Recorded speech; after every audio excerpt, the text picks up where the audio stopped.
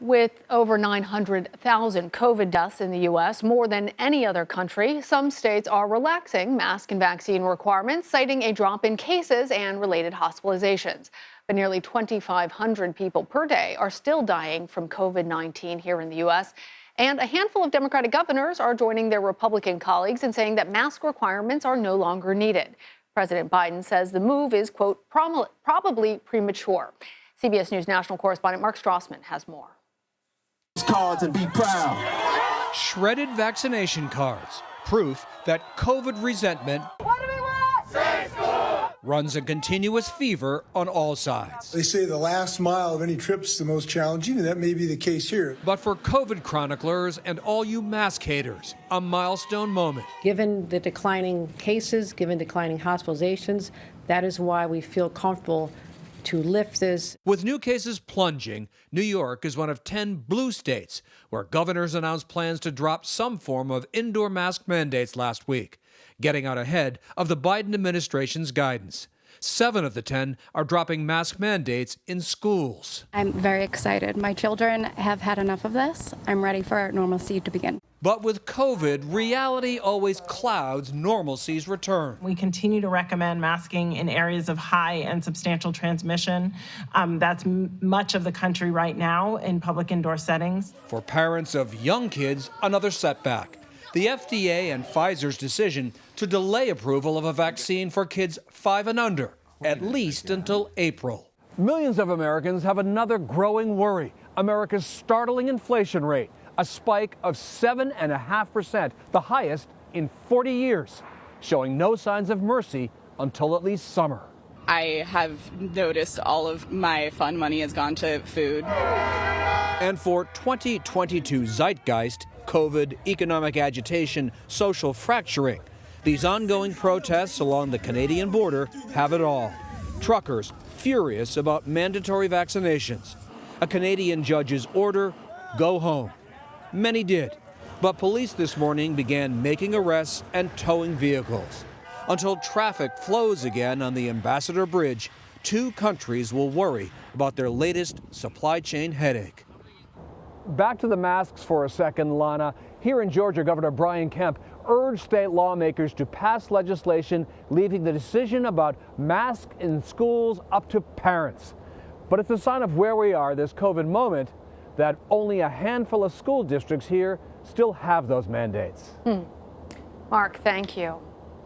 Joining me now is Matthew Herper. He is a senior writer covering medicine for Stat News. Welcome, Matthew. It's good to have you here. So, after nearly 2 years of fighting over mask and vaccine mandates, we see that many states are loosening their restrictions against CDC recommendations.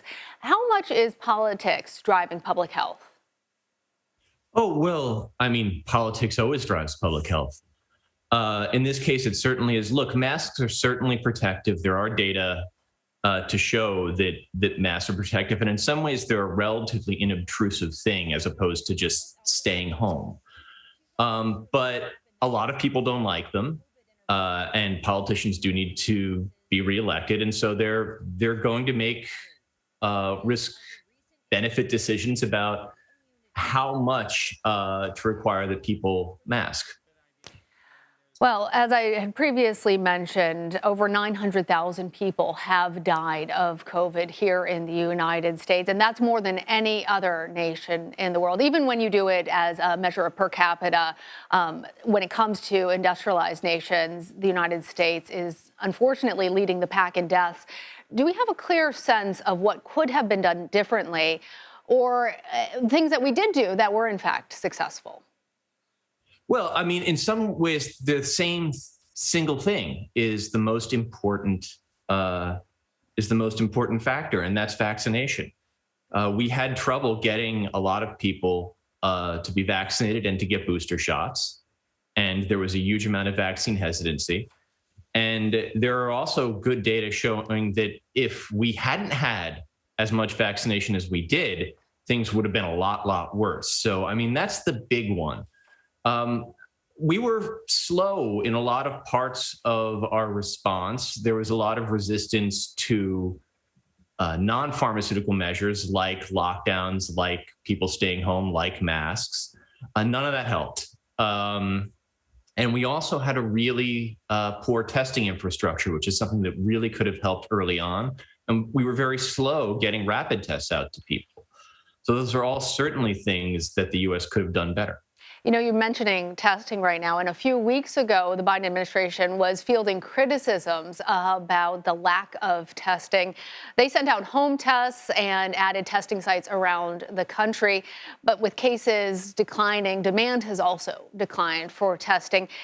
Do you expect that this is really a preview of what's to come now, that there will be different variants that will surge, there will be demand for additional tests, and then it will all die back down until the next one hits us?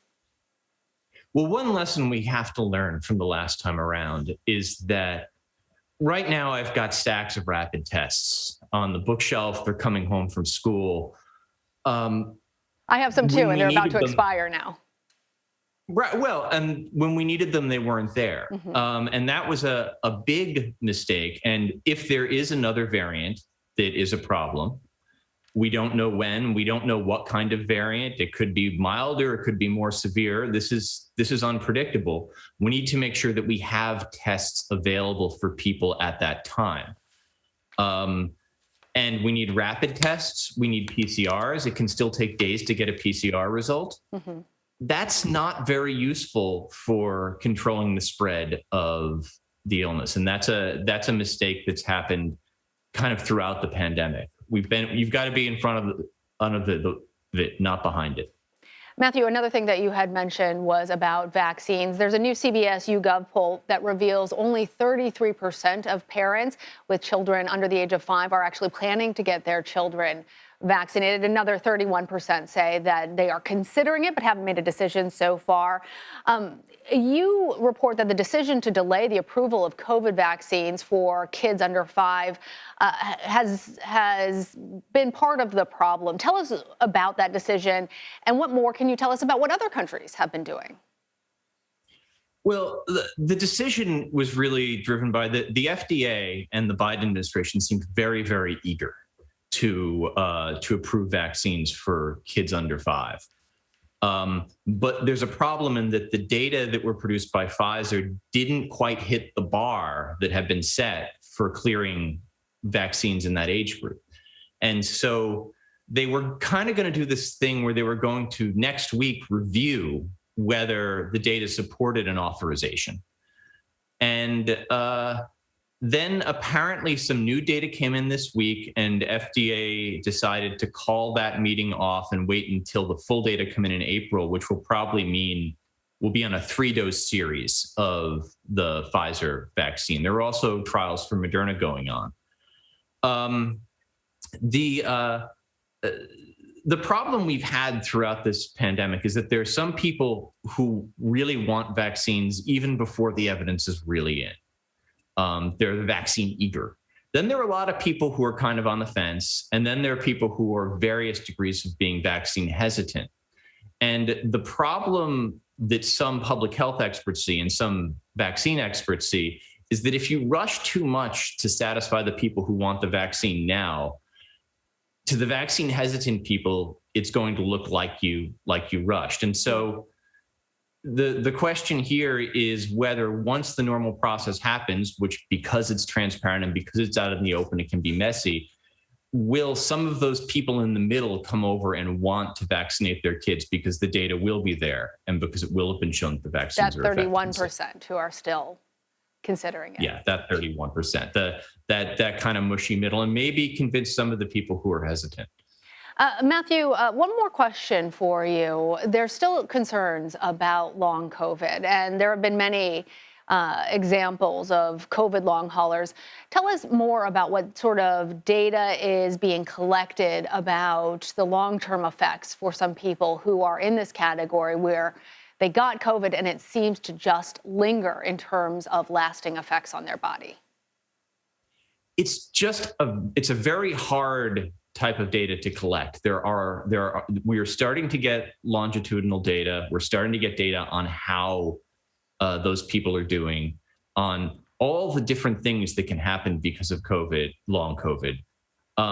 The tough thing there is that, as with a lot of the issues in the pandemic, as with the problems in, even in understanding the vaccines and following, but we really are kind of hamstrung by the lack of infrastructure we have for tracking data. There are some very good studies for people with long COVID that are being done. There's some very good immunological work on figuring out exactly why this happens. But it's a tougher problem because we don't really fully understand why it's happening. All right. Matthew Herper, thank you so much for joining. Thanks for having me.